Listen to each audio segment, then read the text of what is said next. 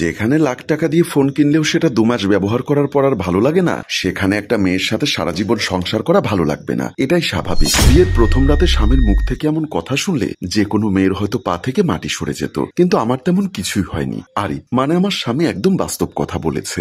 যেহেতু আমি বাস্তববাদী মেয়ে, সেহেতু আরিফের এই বাস্তবসম্মত কথাটা আমার খুব ভালো লেগেছে। কেউ বাস্তবসম্মত কথা বললে আমি তা পছন্দ করি। শুধু তাই না, আমার স্বামী বিয়ের প্রথম রাতে আরো বলেছে, দেখো আজ থেকে আমি কোথায় কি করছি না করছি, কে কল দিল আর কে না দিল, কার সাথে ঘুরতে গেলাম, এসব বিষয় নিয়ে আমায় কোনো প্রশ্ন করা যাবে না একেবারেই। আর হ্যাঁ, আমার ফোন ল্যাপটপ এসব থেকে সবসময় দূরে থাকবে। কখনো খালি হাতে স্পর্শ করার চিন্তাও করো না, এগুলো পার্সোনাল জিনিস। বিয়ে করেছি মানে এই না যে আমি আমার প্রাইভেসি তোমায় দিয়ে দিব।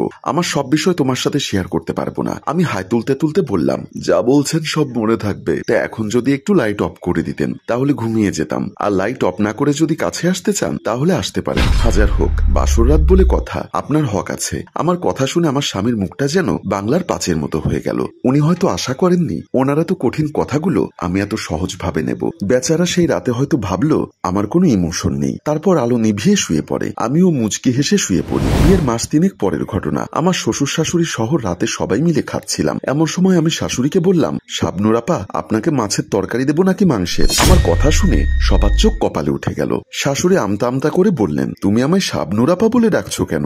আমি মুচকি হেসে বললাম, আসলে আপনাকে মা ডাকতে ডাকতে বোরিং হয়ে যাচ্ছিলাম, আর ডাকতে ভালো লাগছিল না। যেখানে লাখ টাকা দিয়ে ফোন কিনলেও সেটা 2 মাস পর আর ভালো লাগে না, সেখানে আপনাকে 3 মাস মা বলে ডেকেছি। সেটা তো অনেক। শাবনুর আপা ডাকতে ডাকতে যদি বোরিং লাগে, তাহলে পূর্ণিমা আপা, মৌসুমী আপা কিংবা অপু বিশ্বাস, বুবলি কিছু একটা নামে আপনাকে ডাকবো, যাতে বোরিং না লাগে। আমার কথা শুনে শাশুড়ি বোবার মতো হয়ে গেলেন। ওনার মুখ দিয়ে কোনো কথা বের হচ্ছিল না। শ্বশুরের অবস্থা তো আরো খারাপ। মনে হচ্ছিল খাবার ওনার গলায় আটকে গেছে, নিচে নামছে না। আমি শ্বশুরের দিকে তাকিয়ে বললাম, এই যে সাকিব খান, আপনার গলায় মনে হয় খাবার আটকে গেছে, আপনি একটু পানি খান। মা, আমাকে সাকিব খান বলছো যে? ওই যে বললাম, আসলে আপনাকেও বাবা বলে ডাকতে ডাকতে বোরিং লাগছিল, তাই চিন্তা করলাম আপনাকেও আজ থেকে সাকিব খান বলে ডাকবো। এই নামেও বোরিং ফিল এলে জাহিদ খান, হিরো আলম কিংবা সালমান খান এসব বলে ডাকবো, কেমন? এসব দেখে আমার স্বামী এতক্ষণ বোবা হয়েছিল। এখন সে মা বাবার মুখের অবস্থা দেখে আমাকে হাত ধরে টেনে রুমে নিয়ে গেল। আমার শ্বশুর শাশুড়ি তখনও অন্ধকারে, কিছুই বোঝেননি। রুমে নিয়ে গিয়ে প্রচন্ড রেগে গিয়ে বলল, তুমি আমার মা বাবার সাথে ফাজলামো করছো? আমার মাকে অপু বিশ্বাস আর বাবাকে হিরো আলম ডাকবে? এসবের মানে কি? আমি মুচকি হেসে বললাম, ফাজলামো আমি করছি নাকি তুমি করছো? বুঝলাম না। নিজে উল্টাপাল্টা কথা বলছো, আবার আমাকে বলছো আমি ফাজলামি করছি। হ্যাঁ, মনে নেই বিয়ের প্রথম রাতেই তুমি বলেছিলে লাখ টাকা দিয়ে ফোন কিনলেও সেটা 2 মাস পর ভালো লাগে না, সেখানে একটা মেয়ের সাথে সারা জীবন সংসার করা ভালো লাগবে না। এটাই স্বাভাবিক। একটা ফোনের সাথে নিজের বিবাহিত বউকে তুলনা করা ফাজলামো ছাড়া আর কিছু না। সারা জীবন যাকে বাবা বলে ডেকে এসেছো, তাকে এখন বাবা বলে ডাকতে ভালো না লাগলে অন্য কাউকে আব্বা বলে ডাকবে নাকি? আমার কথা শুনে আমার স্বামী মাথা নিচু করে চুপ হয়ে রইল। আমি আর কিছু না বলে অন্য রুমে চলে এলাম। আরেকদিন মাঝরাতে আমার স্বামীর প্রচন্ড পেট ব্যথা শুরু হলো। আহ উহ করতে করতে সারা বাড়ি মাথায় তুলে ফেললো। আমি স্বামীর কানে কানে বললাম, বাবা গো মাগো বলে চিল্লাও, তারপরেও এরকম আওয়াজ করো না।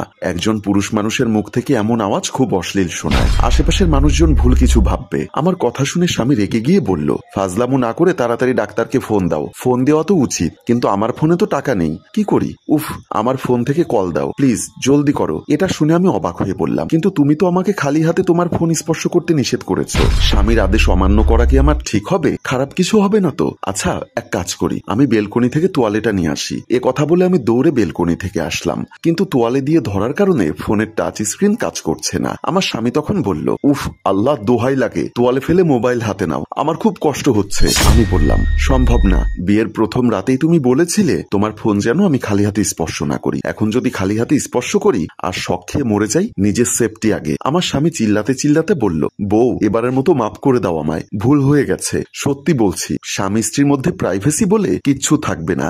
আজ থেকে আমার ফোন মানেই তোমার ফোন। আমার ফোনে কে SMS দিল, কে কল দিল, সব তুমি দেখতে পারবে, যা খুশি করতে পারবে, আমার কোনো সমস্যা নেই। এবার অন্তত ডাক্তারকে কল দাও, ঠিক তো? হ্যাঁ হ্যাঁ ঠিক, আর জীবনেও সব বলবো না, প্রমিস। আমার স্বামীর অবস্থা দেখে আমার খুব হাসি পেল। ড্রয়িং রুমে আমার আব্বা, শ্বশুর, শাশুড়ি, আমি এবং আমার স্বামী সবাই বসে আছি। এমন সময় বাবা আমার শ্বশুর শাশুড়িকে বললেন, বেআইন সাহেব, আমি এসেছিলাম আমার মেয়েকে নিয়ে যেতে।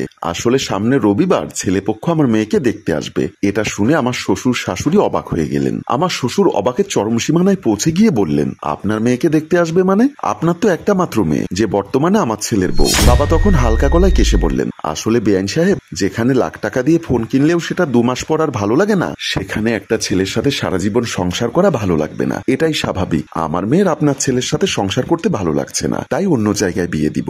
শ্বশুর শাশুড়ি কিছু বলার আগেই আমার স্বামী আমার বাবার কাছে হাত জোর করে বলল, বাবা আমার অনেক বড় ভুল হয়ে গেছে, নেক্সট টাইম আপনার মেয়েকে এমন ফালতু কথা জীবনেও বলবো না। আপনার মেয়ে আমায় বাস্তব শিক্ষা দিয়েছে, আপনি আর শিক্ষা দিতে যাবেন না। স্বামীর অবস্থা দেখে বাবা আমার দিকে তাকালেন, আমি ইশারায় বাবাকে বুঝিয়ে দিলাম, এবারের মতো বেচারা স্বামীকে মাফ করে দাও। তারপর বাবা বললেন, আর এরকম কথা বলো না, না হলে কিন্তু আমার বাস্তববাদী মেয়ে তোমাকে এমন আরো অনেক মজার শিক্ষা দিবে। আর আপনারা যদি শিক্ষা পেয়ে থাকেন তাহলে গল্প শেয়ার করে দিন। সম্মানিত ভিউয়ার্স, গল্পটি কেমন লেগেছে অবশ্যই কমেন্ট বক্সে আমাদের জানাবেন। গল্পটির ভাবনা ও পরিচালনায় অভি, ক্যামেরায় শিহাব ও শাকিল এবং প্রযোজনায় মঞ্জুর মোর্শেদ। ধন্যবাদ।